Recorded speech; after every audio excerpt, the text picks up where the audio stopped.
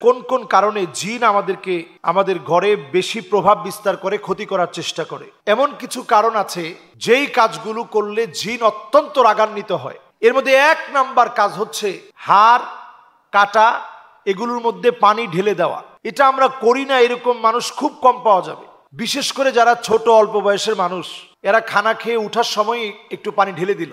এই যে আপনি ঢেলে দিলেন, এটা বড় ক্ষতি আপনি ডেকে আনলেন। এই জন্য আমি সতর্ক করছি আজকের এই মুবারক সময়ে আমরা কেউ এই কাজটা করব না, এই অন্যায় থেকে আমরা। কারণ যখনই জিন এই কাটার মধ্যে হাড়ের মধ্যে যখন হাতটা দেয়, আল্লাহ তাআলা এই উসিলায় তাদেরকে রিজিক দান করেন। সুবহানাল্লাহ বিহামদি। যখনই আপনি পানি ঢেলে দিলেন, সে রাগান্বিত হইল, ক্ষতি করার চেষ্টা করবে। 2 নাম্বার, বাচ্চাদেরকে নূপুর পরানো। লা তাদখুলুল মালাইকা বাইতান ফিহি জুলজুল। এই যে বাচ্চাদেরকে আমরা নূপুর পরাই, ছোট ছোট মেয়ে বাচ্চাদেরকে, এই নূপুরের ভিতরে যে ঝুনঝুনির একটা ছোট্ট বল আছে, এই বলটা আপনি ফেলে দেন। নূপুর পরান অসুবিধা নাই, কিন্তু ঝুনঝুনির মতো আওয়াজ হবে। অথবা পর্দার ভিতরে আমরা একটা ঝুনঝুনি ঝুলিয়ে রাখি, ওটা জনজন জনজন জনজন করে আওয়াজ হয়। এই ঝুনঝুনির আওয়াজটা আপনার ঘরের মধ্যে আপনি বন্ধ করে ফেলেন।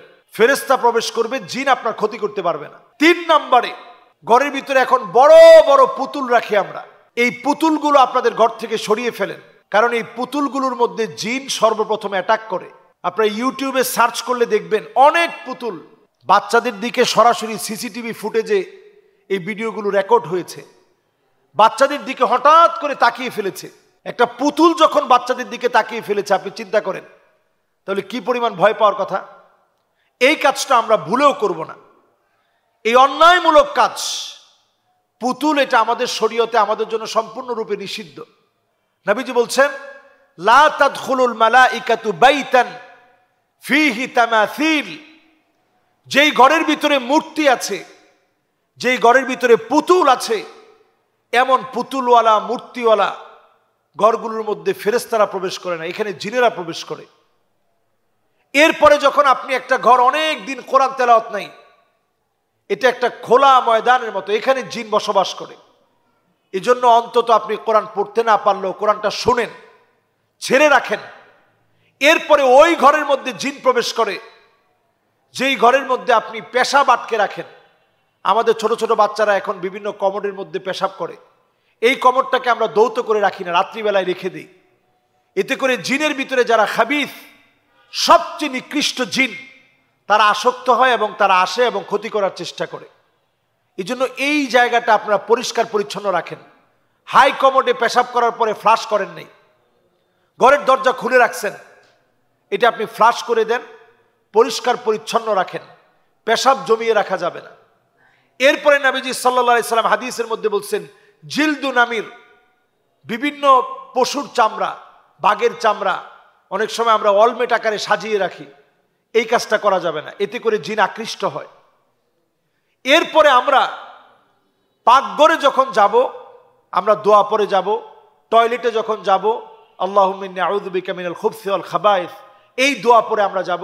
ঘরের ভিতরে যদি কেউ নাও থাকে, আমরা সালাম দিব, কারণ এখানে জিনেরা আছে, হয়তো আপনারা দেখতেছেন না। আপনি যখন সালাম দিবেন, সে আপনাকে ক্ষতি করতে পারবে না।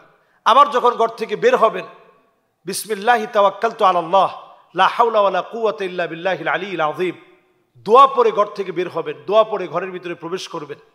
এইভাবে করে আমরা প্রত্যেকটা কাজে আমরা যদি সতর্ক হই, দেখবেন আল্লাহ তাআলা একদিকে বরকত দিবে, অন্যদিকে ফেরেশতারা এত পরিমাণ আমাদের জন্য দোয়া করবে, ঘরের মধ্যে প্রবেশ করে না। এর অন্যতম কারণ হচ্ছে কাতিআতুর রাহিম, আত্মীয়তার সম্পর্ক ছিন্ন করা। আমরা একটু বড়লোক হলেই গরিবদের খবর নেই না, ধনী হলেই গরিবদের আমরা কেমন যেন অবহেলার চোখে দেখি। এই কারণে ফেরেশতারা আমাদের ঘরে প্রবেশ করে না।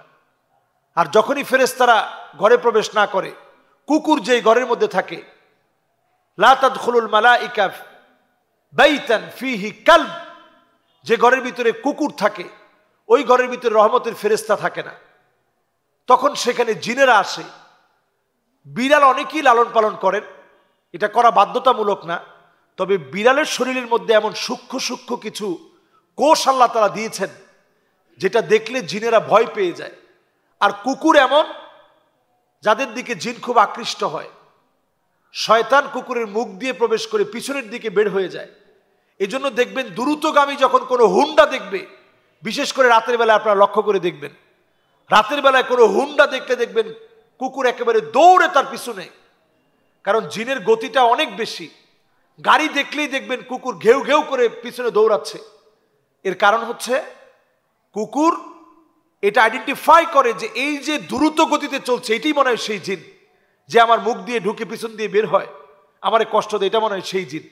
এই জন্য ক্ষিপ্র বেগে আপনাকে, আমি গত কয়েকদিন আগেও দেখেছি গাড়ির স্পিড তখন 70-এ চলতেছে, এত স্পিডে সে দৌড়াচ্ছে গাড়িকে ধরার জন্য, আক্রমণ করবে। তো এই জন্য আমরা ঘরের মধ্যে কুকুর রাখবো না।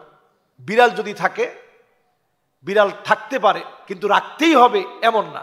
এজন্য অনেক আলেম ওলামা অনেকেই বিড়াল লালন পালন করেন, আপনারা নিশ্চয়ই দেখেছেন এগুলো, আপনারাও লালন পালন করতে পারেন, কিন্তু রাখতেই হবে। অথবা বিড়ালের সাথে খুব বেশি একেবারে দামি দামি শ্যাম্পু মেখে বিড়ালকে একেবারে খুব বেশি আদর যত্ন করে 10-20 হাজার টাকা মাসে খরচ করে, এগুলো ইসলাম সমর্থন করে না। তা আমরা অনেক সময় এই বক্তব্যগুলো দেওয়ার কারণে অনেকে প্রভাবিত হয়ে বিড়াল লালন পালন করে অনেক টাকা খরচ করেন।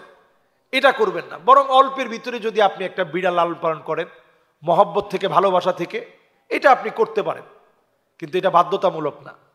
আল্লাহ তাআলা আমাদেরকে বোঝার তৌফিক দান করুক। সকল রকমের দুষ্ট চক্রের চক্রান্ত থেকে আল্লাহ হেফাজত করুক। আসসালামু আলাইকুম ওয়া রাহমাতুল্লাহি ওয়া বারাকাতুহু।